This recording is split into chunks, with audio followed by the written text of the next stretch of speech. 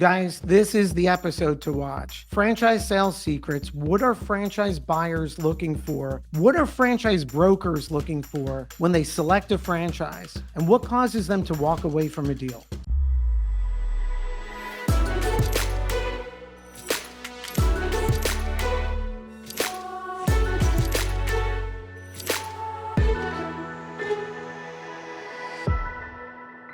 So, guys, back by popular demand, overwhelming demand. This channel's favorite, we have Lisa Welko. And Lisa, thank you once again. The uncensored Midwest opinion. No, look, it kills my ego because whenever you're on the channel, everyone loves Lisa. So, and Lisa, we were talking a while before. So this is it. This is going to be the ultimate episode for startup and emerging franchisors. We're not going to decipher everything, but the title's Franchise Sales Secrets. And if I could kick this off, and I think I have a good sample question or starting point for us, right? And we'll talk about a bunch of things today. What attracts brokers? What attracts candidates? The one question that really fascinates me, and I don't know if this exists in the real world, let me assume a situation, if this has happened, where just one of your candidates is obsessed with a franchise brand. And it's a brand you think's okay, but you may think there could be a better choice, but they're just obsessed with the brand. Like, does that happen, and what's going on there? It happens a lot. Generally, I'll say, if it's not Crumble Cookie, Chick-fil-A, Subway, and Kumon, right? So I actually, on my own podcast, I have that coming up. Okay, guys, let's dive into these brands. Let's look at their FDD, look at their collateral information, and look at the history. So I get it. But yeah, there's definitely brand fans out there, and they don't know what they don't know. And so they only know what they see. UPS stores, right? Lines out the door. The customers are just coming in no matter what. They have to walk in the door because that return package is there. Like, you're not making any money, right? Right.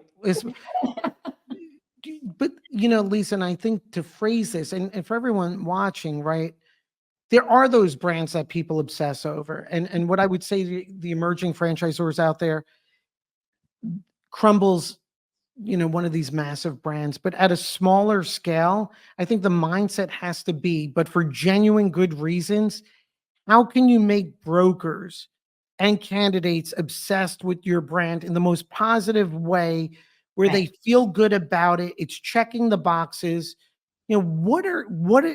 What attracts brokers? What's attracting candidates? Right now, and we could have this conversation every 3 to 6 months and possibly have a different answer, right? So right now, what's attracting brokers is, I want to say, proof of concept a little bit and some history with the brands. We saw for a while there brands launching, and I understand everyone has to start somewhere, but launching with a big, giant corporate revenue number. And the corporate revenue number is from a brand that was in business for 20 years. Right. So we have to say, okay, really nice number. They know how to run that business.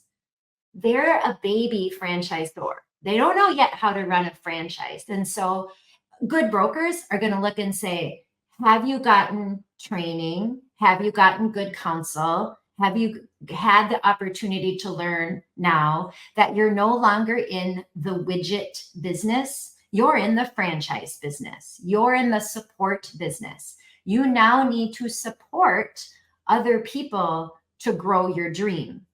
And so once you can find a brand and a founder that's smart enough to realize that, then we're on to something. Okay, so like what's going to attract the brokers? Yeah, strong brand, strong concept, good item 19, realistic item 7. We saw that for a while too, right? Right. Everyone's driving down that item 7, trying to get it as low as they possibly can. And the franchisees are doing the one unforgivable sin in business, which is they're going in undercapitalized. So we had to go to the brands and say, get your item 7 realistic. If it costs 300,000 to get into it, say it. Don't try to drive it down to 150, knowing full well they're going to be out of money in 6 months. Lisa, like a critical point, and for the emerging franchisors, right? And I'll put context in Lisa's big point or secret number one, which is understand you're in the business of providing support to your franchisees, Yes. and you better be demonstrating that to brokers and buyers. So I guess the big mistake for new brands are you're over relying on your item 19 and possibly strong numbers in the item 19, but you better be, if we don't have a ton of validation, which we may not have Right. yet, you better be demonstrating and leaning on not just generic terms like we support and you better be demonstrating what your support's all about. Exactly. And I think that's what, when you said, what's selling the brokers versus what's selling the candidates, hopefully the good brokers know to read beyond your brochure, to read beyond your item 19 and your one pager that basically says, we're great, we offer support, and we have a great website. The broker is going to call you and say, define your support, define your management team, define how you're going to help my brand new business owner candidate achieve what you have achieved at your corporate store. And if they make me sign an NDA, I will reach through the screen and cut them. Guys, stop it.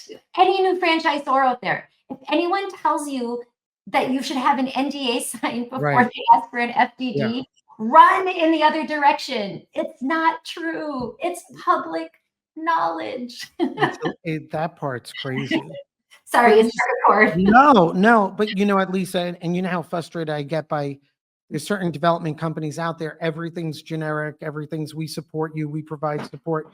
Great Right, team, but think of how the opportunity and where right, franchise brands could change the narrative. I'm a new franchisor. I'm in an emerging space. I have a competent team. I genuinely am going to help my franchisees and scale the right way.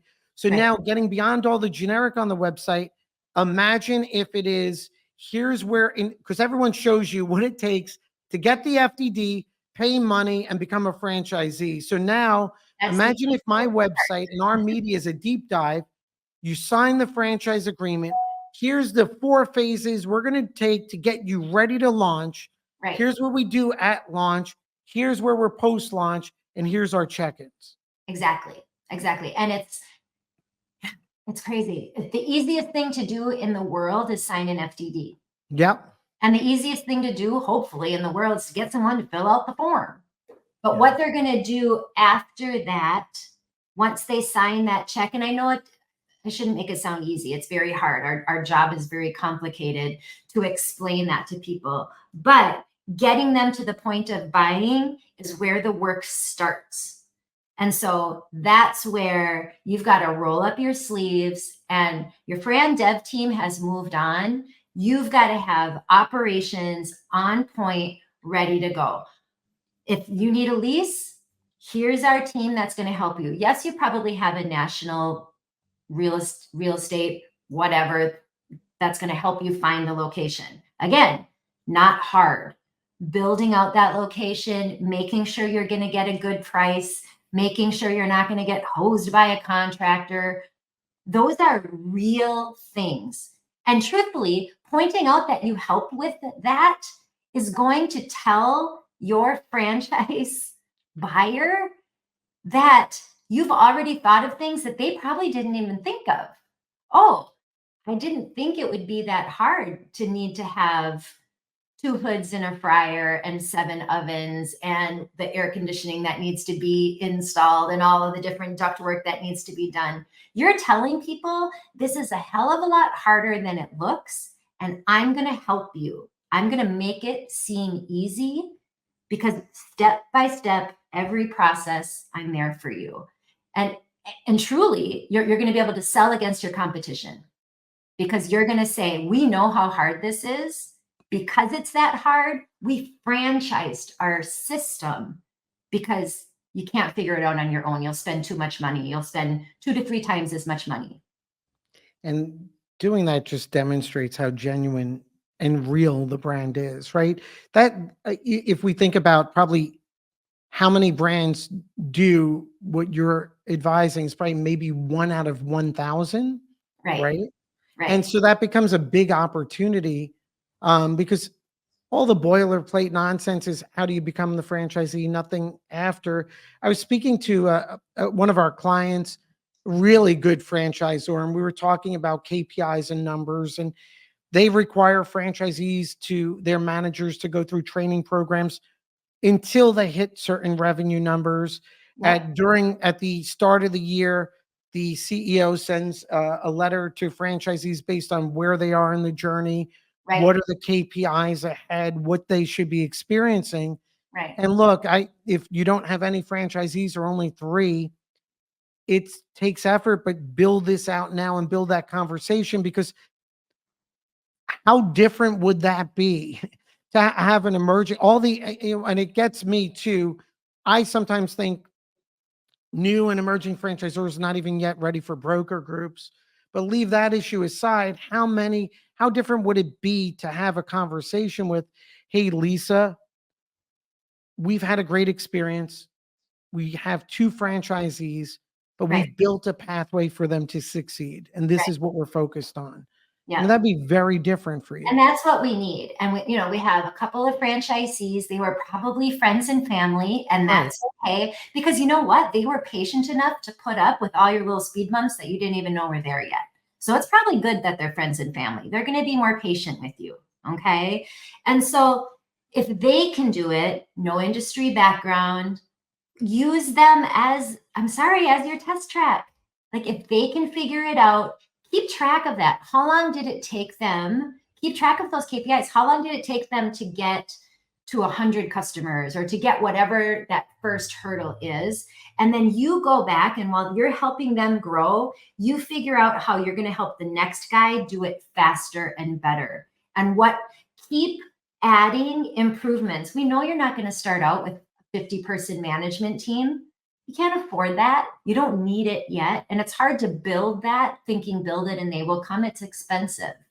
But as they're learning your mistakes, where you missed, and they're getting it and they're still successful, you can insert all of that learning into your next franchisee. That's what they want to hear.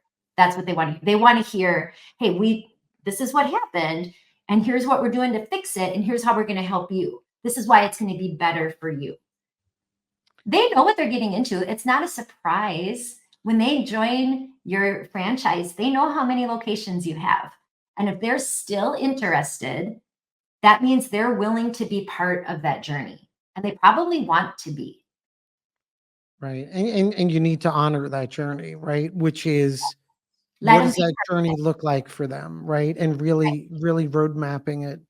Lisa, when like to this point, do you have an example of a deal where the franchisor, this was closed, this should have happened, but last minute didn't get over the finish line because of X? Too many to count. So So these are X factors, right? Like, just what are like some examples of that X factor that just killed a deal that was about to close? I had one where the Fran Dev guy got drunk at the Discovery Day. Right, that's Mhm. an X That's factor. always good. My clients didn't drink, so that was super Right. helpful. There's been some where signed franchise agreement, waiting on an EIN, signed franchise agreement from the candidate, not from the franchisor. So the Okay. candidate had signed. We're waiting for their EIN to fund and to get all that going before paying. Franchisor comes back and says, oh, we're going to sell that territory to somebody else. Poof, there it goes, right? You know, I'm on the call to the franchisor trying to explain, hey, this isn't how it's done. And they're babies. They don't always, you know, kind of get it. They want to get that signed franchise agreement. But I think, yeah, I mean, sometimes it's the left hand not talking to the right. In that case, you go over FranDev's head and you call the founder and say, hey, you probably don't know this is going on. I'm going to stop it and I need you to back me up. Right. So, and sometimes they really don't know, or, you know, don't forget that these franchise candidates are not just a name on a whiteboard. They have families, they have people they need to support, people they need to answer to. And so your whiteboard and your sales pipeline is not my concern. I need to take care of the people that I'm trying to help into this business. So I think that's a lot of it, Charles, is just please remember, franchisors out there, that this isn't a number and this isn't a hash, you know, this isn't just a tick on, hey, we finally got our first 10 franchisees. These people are going to be your validators forever. They're going to be your biggest support or your worst nightmare. So you decide. So if someone's a home buyer, they have a list, right? They're looking for schools, they're looking for bedrooms. What are some of the checklist items or categories that franchise buyers are thinking about when they're evaluating opportunities? Well, and that's why I do what I do, right? Because every franchise buyer has kind of a different reason for looking, depending on their age and their geography, and if they're, you know, what page they're turning in their book of life, right? So I have a person I'm working with right now. He's 60 years old. He is done working for somebody else. Like, he's just over it. Lisa, I'm 60. I got at least 10 years left of working hard, and I absolutely refuse to take a paycheck from a boss ever again. Right? So his needs and his wants are different than, Lisa, I'm 35. I just had a baby, you know, a couple months ago. I'm trying to create a lifestyle that I'm not getting on a plane all the time. And I live here. And here's how much money I have. So I understand your question, but that's exactly what I'm trying to figure out. Because remember, 4,000 franchises, maybe 600, 900 in inventory. I have to say, okay, Charles, this one and that one. Okay, let's look at these. Look what the ownership looks like. Look what your day in the life looks like. How much are they going to cost? What do you have to do on Monday versus Friday? Can you handle this? And do you like it? Because don't forget, what do they say? Like, you can't pick your family, you can pick your friends. You get to pick your business. You get to pick what your day looks like. You get to pick what you're going to do to make money. And if you hate being behind a computer and stuck in four walls, that's different than someone who says, I don't want to talk to people. I actually don't really like people. I want to be in a cubicle and never talk to anyone ever again and be behind a computer, right? And neither question is right or wrong, but you kind of need those answers. And so to kind of come around to how would we help an emerging brand figure that out, know what you're offering, because then someone is able to figure out that's what I'm looking for, right? Well, because go ahead, Lisa, but I think that's the big point, though. And I think that's where so many emerging brands, in fact, they get it right. wrong. And then I share, let me see if I could navigate this. Okay. So when we're speaking with everyone. Yeah. Go ahead. right. So when we're working with our clients, I think the big mistake is you're selling your product, service, your brand. I think from a marketing, broker relations standpoint, first understand how your brand fits into someone's life. And you know, Yes. the example we go through on our good fit profile is, hey, think of, you know, a couple of things. Number one, higher initial investment, the higher they're looking for ROI potential. Two is understand if your brand fits in from an opportunity standpoint, support their lifestyle, supplement their income, replace their income, help them Right. build a legacy. So we do focus on this. Um, and And it's I think, important. And the franchisors need to own it, because I right, think sometimes the perception is, if my brand, if my owners work 20 hours a week and make 100,000 bottom line at the end of the year, that's not going to be enough to get attention. It is for the person that wants to work 20 hours a week, not have stress. They're not trying to replace a $500,000 income. They're coming back into the workforce, and that sounds great. Maybe they were a manager in a retail store making 60, 100 looks wonderful. So I think that's where the brands sometimes get it wrong, is they're afraid to say, this is what ownership looks like, and this is how right. much money you're making, because someone out there, you're what they're looking for. Well, and So I think, Lisa, yeah. Oh, hmm, I, I always think of, like, I'm envisioning, and if I'm a new franchisor, I'm in an elevator with Lisa Welko. Is it effective for me to say, "Oh, Lisa, this is great. I am in the whatever home service category, or we're this," versus, "Hey, Lisa, we're a great fit if you have any franchisee candidates that want a home-based business and are looking to supplement their income and find this industry interesting." Like, yes, focusing on the opportunity first and then what you do second. yeah, absolutely, 100%. So when I present franchises, it's very rarely about the widget, Right. unless they say, I really want pizza. Okay, I only want pizza. I just want to look at pizza no matter what. Show me pizza. Okay, we're going to look at pizza. Here's the 7,000 pizza opportunities, right? More often than not, they're telling me what they want in a business. And we're backing into, okay, you want this in a business, this kind of lifestyle, this many hours. You know, I understand a revenue point. I'm not going to say, okay, this is the one you're going to make this. I mean, we're not stupid, right? But we do have an understanding of what they're trying to do. Like, if 100,000 isn't going to cut it for them, I need to know that, because the most successful person in your system who's making $100,000 is not, no matter what, it's not going to be the right thing for my buyer. But for another buyer who, she's been a stay-at-home mom all of her life, she's getting back into the workforce, her husband's looking at her like, I don't want you to go get a job from 8 to 5. Are you crazy? Like, why would we impact our life like that? Let's buy a business, run that business, grow it, maybe sell it someday, but you have control, and you have control over your hours. And what it throws off in the side income, that's perfect for us. You know what I mean? So I think that is the biggest thing. When you're in the elevator and you're trying to say, like, it has to be, who are you looking for in a buyer? Who are you looking for in an owner?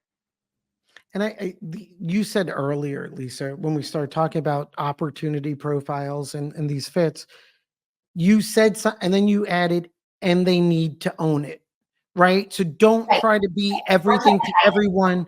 Own what you are. Right.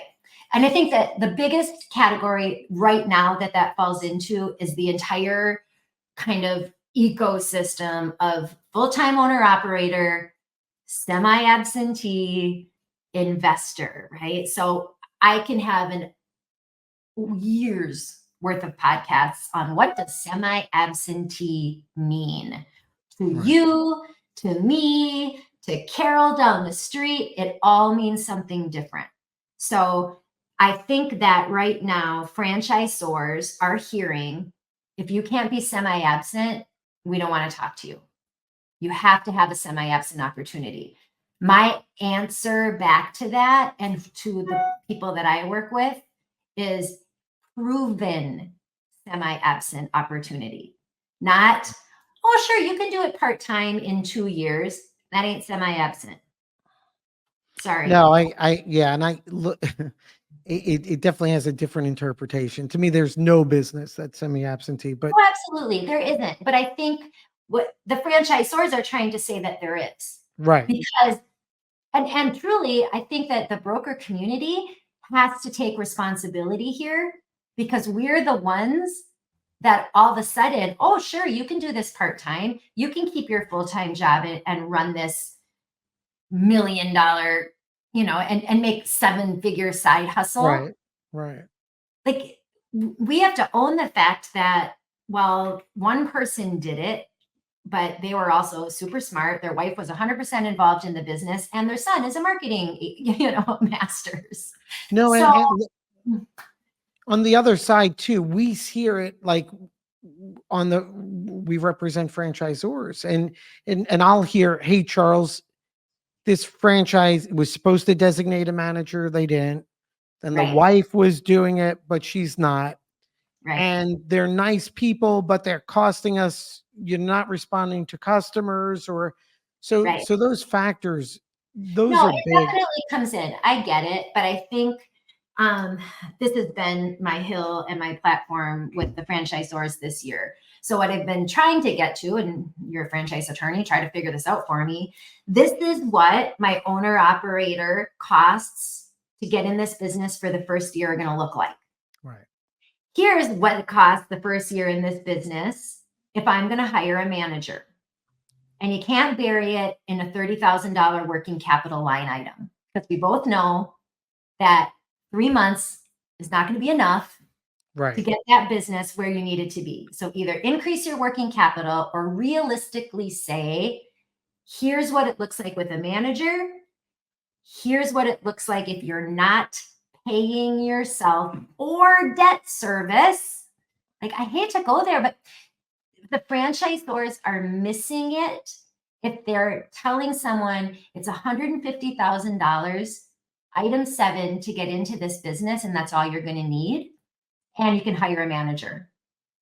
If you're a franchisor out there, if you've got that business that you can hire a full-time manager that's going to sell, not on commission only, don't go there, and start this business up and get it going part-time, 7A loan.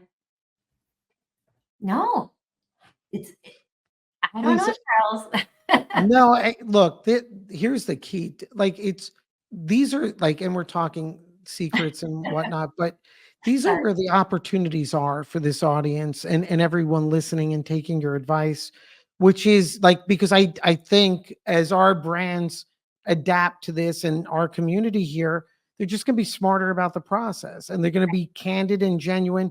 And the bigger impact too is if you're this genuine in the sales process, ironically, you're going to attract more attention from brokers and buyers, but you're going to make sure you align with the right fit Right. franchisees, because those Yes, wrong expectations are going to devastate the brand.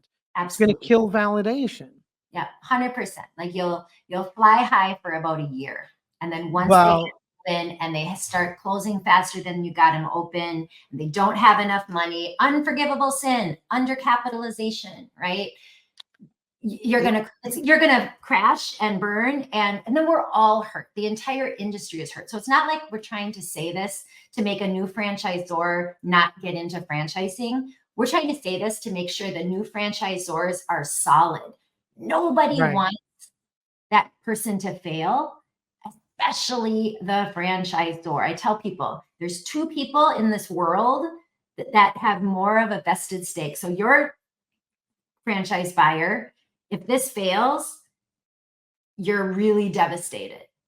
And your wife is, and your mom is, and the franchisor is.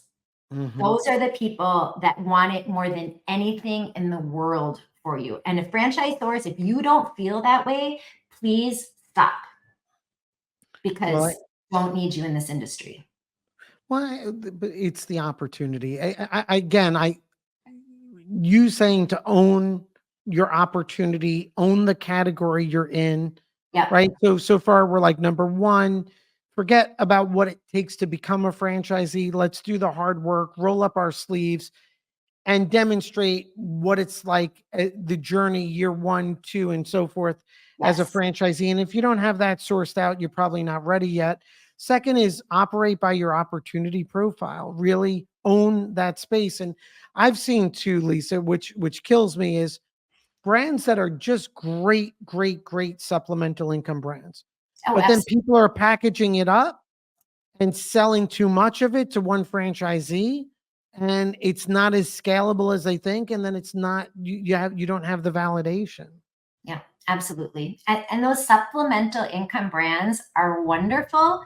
Again, own it, right? Own the Right, fact that, hey, this is not a full, we're not trying to replace a $500,000 a year salary here. We're right. also not asking you to work 60 hours a week and get on a plane 6 months out of the year and all the things that go along with that salary, right? So here's what we're offering you. We're offering you an opportunity to maybe stay being a stay-at-home mom, make some money, get to know the other parents in the community, enrich the lives of the kids in your neighborhood and in your community, and own your own business, control your lifestyle, sell it for an asset someday, all of the stuff that goes around the dream of being your own boss. So I think I own I it. I mean, so in fact, I did a video about what I think is one of the biggest mistakes emerging franchisors are making in sales, which is not owning, as you would say, their opportunity profile. So what I had done in one of our recent videos, I'm just curious to get your take. Again, I'm not making any negative commentary. We actually had gone, our team went, and I said, just pull 3 brands. And so we went to 3 different franchise, quote unquote, development companies. If they said they represent a brand, we pulled one from each, right? And so, not making commentary, don't even know if the development company's prepared. And these are probably good people and good brands, but these are startups, I would assume. And look at the headlines on their websites. None of them are speaking to the opportunity profile. It's like join the blank team, you know, benefits of becoming a franchisee, work-life balance, but there's nothing here. But that They doesn't say go right in. brand. That says things about why do you want to be your own boss? That's not any brand is you're going to own Correct. it, right? Go ahead. I'm sorry. So that no, and then this is what kills me, Lisa. It's they go right into how much you're going to pay the franchisor. Yep. Well, I'm going to show you an example here. It probably looks like a beautiful brand, but again, and I always mention knowing franchise, so franchise with a strong ROI. What are you expecting when you see a headline like that? Right. And now they don't talk about ROI. You want to see their franchise facts? Our fees. So would right? So I mean, this is where I feel like what we're talking about in your advice is own what your opportunity profile is and then demonstrate the facts to get them there. And then Right. to your other point, So look at what we look for in franchisees. Go back yeah, up. I yeah, always love that. I right. actually swore on a panel once on the stage because I'm like, if one more franchisor tells me that they're looking for someone has a passion for sales, I'm like, oh, yeah. No No, kidding. Lisa, I mean, this is what, right? So I'm like, what's, and then here's the part that kills me. Well, there you got, how many times do you see this? We have support. We have Right.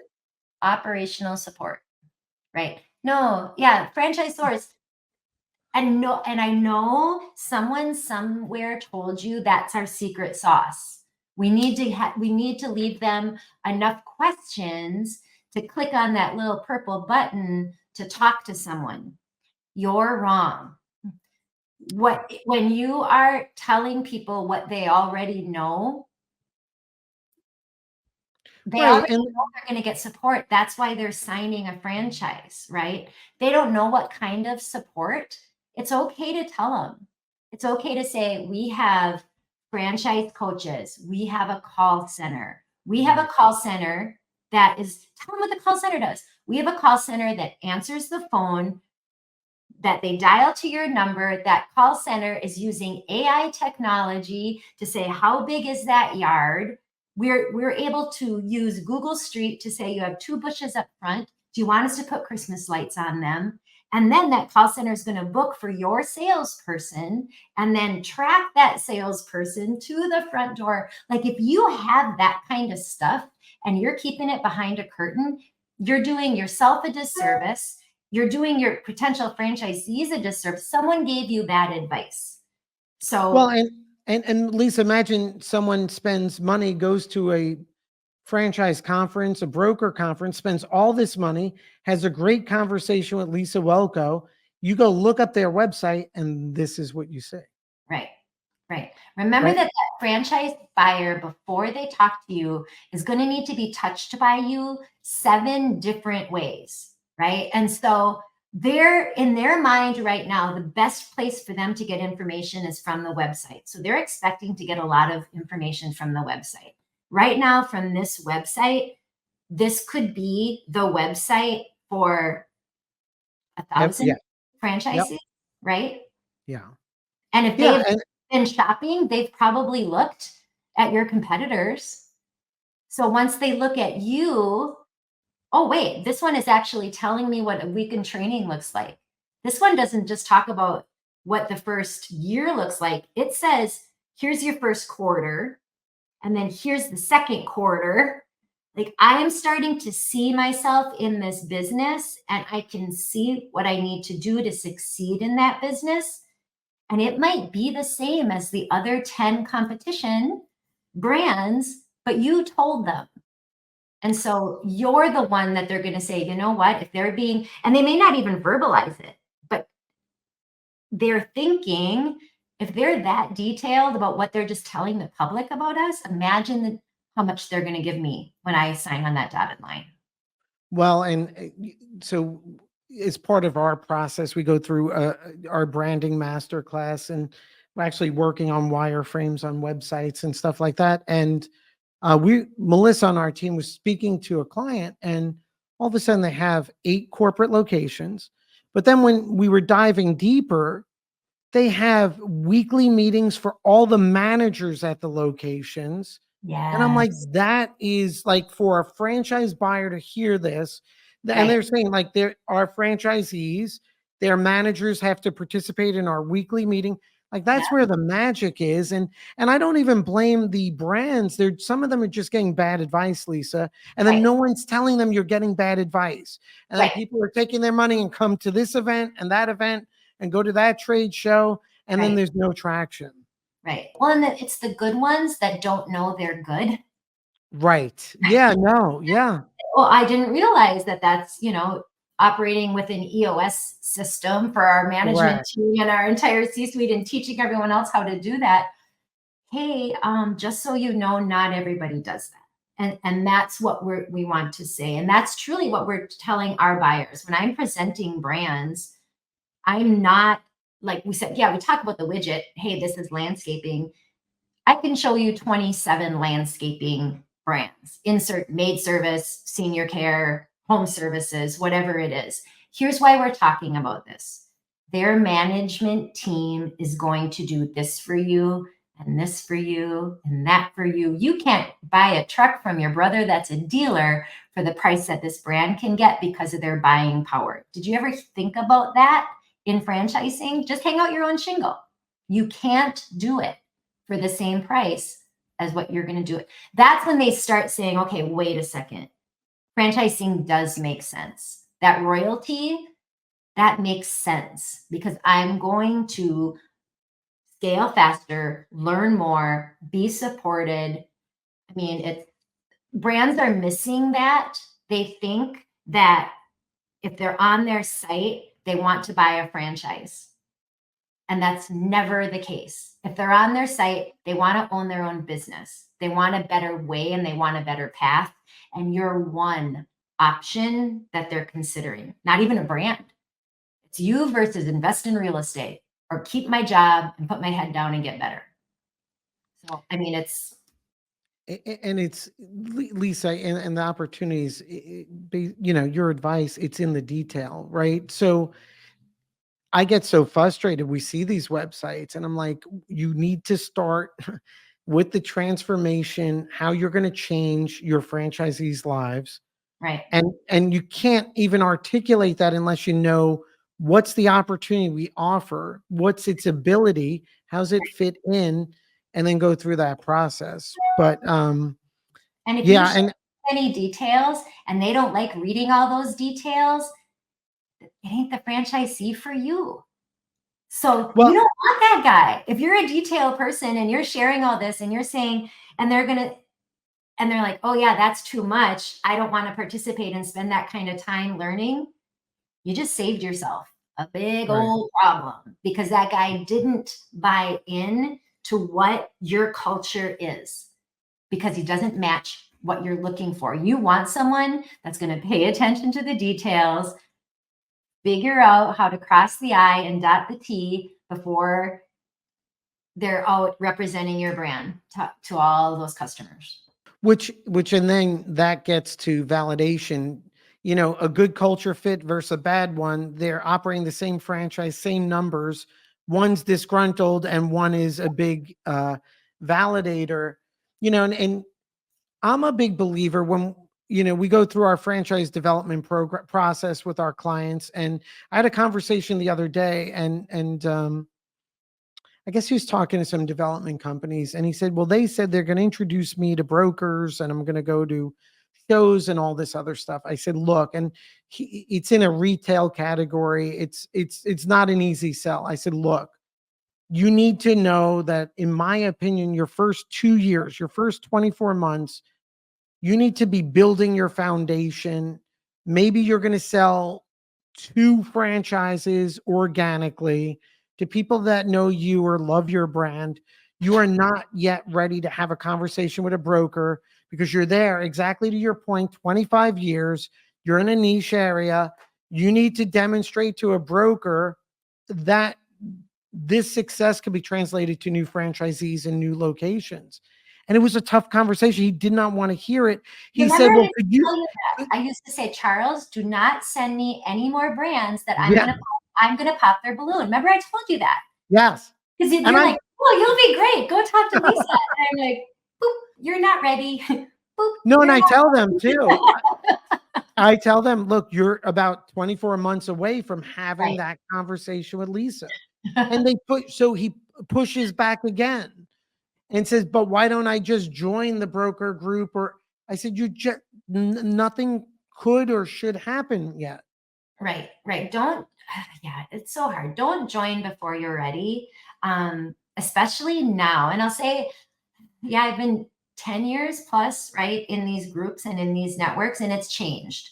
So maybe 5 years ago, or someone that was in Fran Dev a long time ago would say, yeah, go join a broker group because it's going to get your name out there. You should be at least able to pop a couple of deals, right? Back in the day. Right now, the competition in those broker networks, the bigger networks, it's it's palpable, right? Mhm.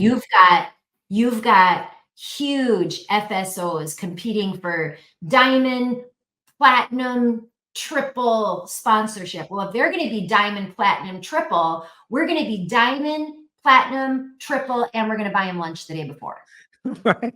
right? And they have 17, 20, whatever brands all contributing to that pool to get our attention. And funny enough, I always laugh because those aren't the ones that we're trying to learn about. We know about those. You've done a really good job all year of sharing. I want to know about, like, that guy behind you with that really good idea. He's preserving wood and he's doing, I want to meet that guy, but I can't hear him because you guys are shouting so loud from the front row. And so that's like, and no offense to the broker groups out there, you also have a business model, and I understand that, and you're helping people like me to see these brands and learn about them faster and show them to the right people. But for a newer brand, I think if they were to look from the outside in, they'd probably figure it out for themselves. Hey, I'm not ready for this yet. Not for that kind of competition. I'm not there yet. Doesn't mean you're not going to be there, but be careful. Why wouldn't I join the groups? Because if you have $10,000 to join a group, spend that $10,000 organically, get your system right, get some really solid first franchisees from your internal network, And when you do come into that group, you can come in with a splash. So, That's Lisa, that critical advice, right? So like those websites we showed, now that if they join a group, they're not ready. But and what you're explaining about the competition, the FSOs, I would challenge every startup, every emerging brand watching this. That challenge becomes your opportunity. The right, advice about diving deeper and showing what happens next and how you support, because everyone is gravitating toward the shiny objects, they're not doing this. And then right. take that capital, build that brand story, build that founder story, build that website. I mean, I'm so proud when That I shiny see. object. Like someday you'll be that shiny object, I promise. Like if you do it right and you do it well and your numbers are solid, you'll be that shiny object. But if you come in too soon, we'll pop your balloon and you're gone. Lisa, I'm starting to glow on video here as our lighting changes, but my ego is ready for anyone who wants to make comments about how great Lisa was. Lisa, I appreciate it. I know our community and I know our clients are really going to appreciate this conversation. And we talked about franchise sales secrets, but it really is, it's a big opportunity if we just follow this road, this path Well, of. yeah, that's the biggest thing. I think I always get nervous that I think they're going to feel that we're saying, if you're new, don't franchise. Like, and that's not right. We're just saying, if you're new, pay attention and don't make expensive mistakes. I think Right, and that's don't run, right, let's get to the other side. There's a right, tar pit there. Let's avoid the tar pit. right, Okay, I understand we need rope, some grappling. We got to climb this, but that's the better pathway. Don't get right. stuck in the tar pit, right? So, Exactly. all right, Lisa, I appreciate it. Next time we're going to. I love talking to you. We were talking earlier, right? And said, we can have these conversations Right. without recording them. But I think it's like hopefully it helps somebody. Hopefully some emerging brand out there watched it and said, okay, yeah, maybe I'm gonna wait. Or maybe I'm going to get, where's the rope? Where's the grappling hook? I am climbing this and we're going to yes, do things different. And yes. guys, I'm going to put up information about Lisa's podcast. So you gotta follow Lisa. Technically Thank it's you, just YouTube. I'm not that techy. I don't want to be committed. Lisa. Thank you. Thanks, Charles.